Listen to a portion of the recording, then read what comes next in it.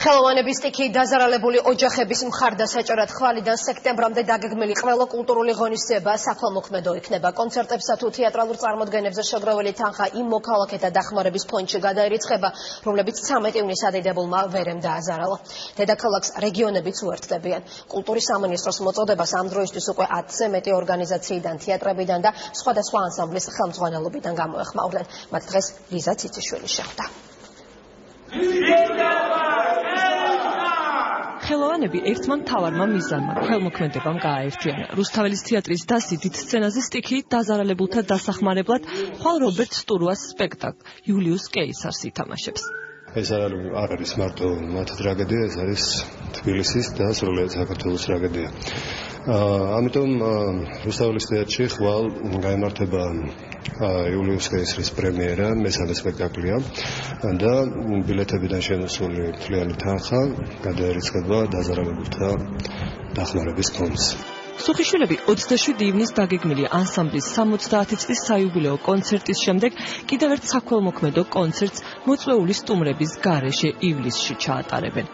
ჩვენ ვიზიარებთ ამ საშინელ ტრაგედიას, ეს არის ერის ტრაგედია, ქვეყნის ტრაგედია. ჩვენ გადავწყვეტეთ შემდეგ თვეს გავიმეოროთ ეს კონცერტი, რომ თანხა საქველმოქმედო იქნება ეს კონცერტი, თანხა შევიდეს სტიქიიდან დაზარალებულების ფონდში.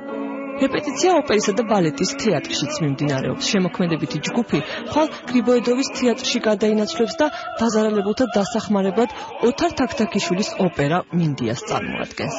თითოეული ჩვენი მომღერალი, თითოეული ჩვენი ადამიანი, რა თქმა უნდა, შეზრდულია ამ საშინელი მდგომარეობით.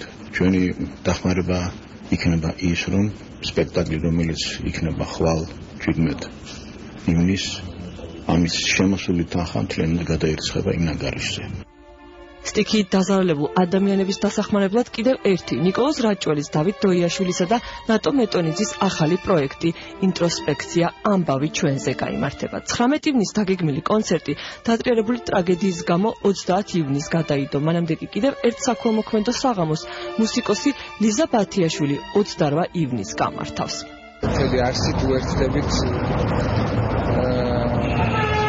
დაზარალებულთა დახმარების დაგეგმილ აქციებს. ეს კონცერტი იქცა ჩვენი კუთხიდან მთავარ საქველმოქმედო აქციად. სოლიდარობის აქციას ამერიკიდან ქართველი ჯაზმენი, პიანისტი ბექა გოჩიაშვილი შემოუერთდა და საკუთარ Facebook-ის გვერდზე დაწერა, რომ სან-ფრანცისკოში, კანადასა და ევროპაში დაგეგმილ კონცერტებს დაზარალებულებსა და ქუჩაში მათ დასახმარებლად გამოსულ მოხალისეებს მიუძღვნის. საქველმოქმედო კონცერტს კი სამშობლოში დაბრუნებისთანავე აგვისტოში გამართავს.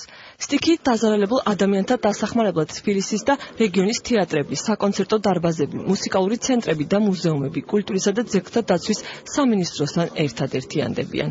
გადაუჭარბებლად შემეძლია ვთქვა, რომ მთელი ქვეყნის მასშტაბით ის ორგანიზაციები და ადამიანები, ვინც მოღვაწეობენ კულტურის სფეროში, ერთიანდებიან აი ამ ტრაგედიის და აი ამ ასე ვთქვათ მოვლენების შედეგების აღმოსაყრებლად. 13 ივნისს ღამე ძლიერი სტიქიის დროს დაზარალებულთა ოჯახების დასახმარებლად ღონისძიებები თბილისში და საქართველოს რეგიონებში სექტემბრის ბოლომდე გაგრძელდება.